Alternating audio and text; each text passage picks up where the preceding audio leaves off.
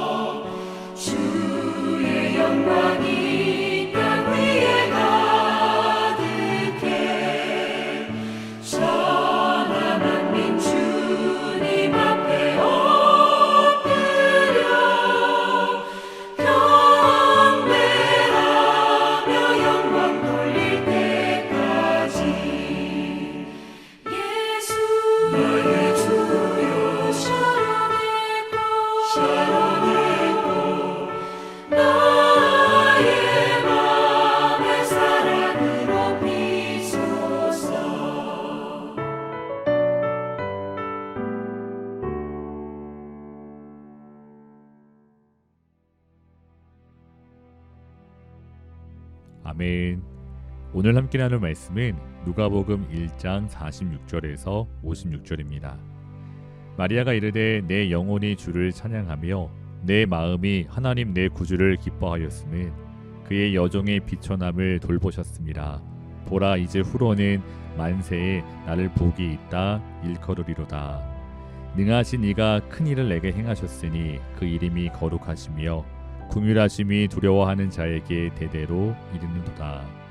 그의 팔로 힘을 보이사 마음의 생각이 교만한 자들을 흩으셨고 권세 있는 자를 그 위에서 내리치셨으며 비천한 자를 높이셨고 줄이는 자를 좋은 것으로 배불리셨으며 부자는 빈손으로 보내셨도다. 그종 이스라엘을 도우사 긍휼히 여기시고 기억하시되 우리 조상에게 말씀하신 것 같이 아브라함과 그 자손에게 영원히 하시리로다 하니라. 마리아가 석 달쯤 함께 있다가 집으로 돌아가니라. 아멘. 오늘 성경은 마리아의 노래를 기록하고 있습니다. 마리아의 노래는 한나의 노래와 함께 가장 훌륭하고 뛰어난 노래 중 하나로 평가받습니다. 오늘 마리아는 감격하며 기쁨으로 노래를 부르고 있습니다. 46절을 보시면 마리아가 이르되 내 영혼이 주를 찬양하며, 여기에서 찬양하다라는 이 동사는 크다, 위대하다라는 의미를 가진 단어 메가스에서 파생되었습니다. 다시 말해 지금 마리아는 하나님의 크심을 인정하며 목소리 높여 그의 위대하심을 노래하고 자랑하고 있습니다. 성도 여러분, 오늘 마리아가 이토록 감격하며 기쁨으로 하나님을 찬송하는 이유는 무엇일까요? 그 이유는 첫째, 하나님께서 비천한 자신의 삶을 도구로 사용하셨기 때문입니다. 48절 말씀을 읽어보시면 마리아는 이렇게 고백을 합니다. 그의 여종의 비천함을 돌보셨습니다. 보라 이제 후로는 만세의 나를 복이 있다 일컬으리로다. 아멘. 그의 여종의 비천함을 돌보셨습니다. 그렇습니다. 마리아의 고백처럼 마리아는 아무 이름 없는 무명한 자입니다. 아무도 주목하지 않는 전혀 특별함이 없었던 여인입니다. 그럼에도 불구하고 하나님께서 마리아를 선택하셨습니다. 그리고 그 마리아를 통해 예수 그리스도께서 이 땅에 태어나셨습니다. 마리아의 특별함 때문이 아니라 전능하신 하나님의 역사하심 때문입니다. 누구보다 마리아는 이 점을 잘 알고 있었습니다. 그러므로 자신과 같이 작은 자를 통해 역사하시는 하나님을 마리아는 찬양합니다. 사랑하는 성도 여러분, 이 세상은 신분과 부 그리고 권력에 따라 사람을 차별합니다. 타고난 피부색에 따라 사람을 차별합니다. 얼마 전 마음이 무너지는 기사를 보았습니다. 여러분 혹시 빌거지라는 말 들어보신 적 있으신가요? 한국에서 사람들이 가장 선호하는 주거 형태는 아파트라고 합니다. 그 아파트에 비해서 보통 빌라는 좀 가격이 저렴합니다. 그래서 아이들이 빌라에 사는 친구를 가리켜 빌라와 거지를 합친 말로 빌거지라고 부른다고 합니다. 어떻게 어린 아이들의 입에서 이런 말이 오고 갈 수 있는지 상상이 되지 않습니다. 그럼 아파트에 살면 괜찮을까요? 그렇지도 않습니다. 한국에는 한국토지주택공사인 LH에서 지은 아파트가 많습니다. 일반 건설사가 지은 아파트에 비해 가격이 저렴합니다. 그런데 이 LH 아파트에 사는 사람들을 줄임말로 엘사라고 부른다고 합니다. LH 아파트에 사는 친구들을 비하하는 말입니다. 어른만이 아니라 아이들도 서로 사는 집, 주거 형태, 그리고 부모님의 경제 수준으로 서로를 차별하고 놀린다는 사실이 너무나 충격적이었습니다. 그래서 오늘날 현대인들은 다른 사람들보다 더 많은 재물을 모으려고 하고 또한 성공하기 위해 모든 열정을 쏟아붓는 것 같습니다. 우리가 살아가는 이 세상의 모습입니다. 하지만 성도 여러분, 하나님의 선택과 그 일하심은 우리의 기준과 다릅니다. 우리의 선택하심만 봐도 알 수 있습니다. 고린도전서 1장 27절과 28절 말씀을 읽어보시면 그러나 하나님께서 세상에 미련한 것들을 택하사 지혜 있는 자들을 부끄럽게 하려 하시고 세상의 약한 것들을 택하사 강한 것들을 부끄럽게 하려 하시며 하나님께서 세상의 천한 것들과 멸시받는 것들과 없는 것들을 택하사 있는 것들을 폐하려 하시나니. 아멘. 그렇습니다. 하나님의 일하심은 우리의 생각과 다릅니다. 하나님께서는 우리에게 예수 그리스도를 보내주시기 위해 이름 없는 무명한 여인 마리아를 선택하셨습니다. 그 마리아를 통해 하나님의 역사를 이루셨습니다. 반면에 마리아의 고백과 같이 하나님께서는 마음과 생각이 교만한 자, 권세 있는 자, 그리고 부한 자를 버리셨습니다. 사랑하는 성도 여러분, 하나님께서 이렇게 일하시는 목적은 무엇일까요? 이어지는 고린도전서 1장 29절 말씀을 보시면 이는 아무 육체도 하나님 앞에서 자랑하지 못하게 하려 하심이라. 아멘. 그렇습니다. 하나님께서 이와 같이 일하시는 목적은 아무도 하나님 앞에서 자랑할 수 없도록 하기 위해서입니다. 아무도 자랑할 수 없도록. 성도 여러분, 이 말을 반대로 생각해 보시면 누구도 자신의 환경과 처지로 인해 절망할 필요가 없습니다. 설령 내가 다른 사람에 비해 부족하고 능력이 없고 내세울 수 있는 배경이 없다 해도 절망할 이유가 없습니다. 왜냐하면 연약한 우리도 하나님의 도구로 사용될 수 있습니다. 우리는 연약하나 하나님은 위대하십니다. 그러므로 사랑하는 성도 여러분, 세상에서 더 힘있고 능력 있는 사람이 되기를 소망하기보다 마리아처럼 주의 영광을 이 땅 가운데 드러내는 귀한 도구로 사용되기를 소망하며 간구하는 우리 나성관님 교회 모든 교우들 되시기를 주님의 이름으로 축원합니다. 둘째로 마리아는 자신의 언약을 성취하시는 하나님을 찬양할 수밖에 없었습니다. 55절을 읽어보겠습니다. 우리 조상에게 말씀하신 것과 같이 아브라함과 그 자손에게 영원히 하시리로다 하니라. 아멘. 우리 조상에게 말씀하신 것과 같이 그렇습니다. 하나님께서는 아브라함과 그 이스라엘의 조상들을 통해 메시아에 대해 약속하셨습니다. 그리고 드디어 그 약속을 성취하셨습니다. 이스라엘 백성과의 언약을 기억하시고 그 약속을 성취하시는 여호와 하나님, 그 하나님의 신실하심은 우리의 모습을 돌아볼 때마다 그저 놀랍기만 합니다. 성도 여러분, 이스라엘 백성은 하나님 앞에서 신실했던 적이 거의 없습니다. 하나님을 떠나 우상을 섬겼고 늘 세상을 갈망했습니다. 어려움과 고난을 만날 때 종종 간절하게 부르짖고 그때마다 부어주신 구원의 은혜 앞에 감사한 적은 있지만 그 감격과 찬송도 그리 오래가지 못했습니다. 그 강팍한 이스라엘 백성은 돌아오라는 하나님의 말씀 앞에서도 회개하며 돌아서지 않았습니다. 이스라엘 백성들의 마음은 돌보다 더 단단하게 굳었습니다.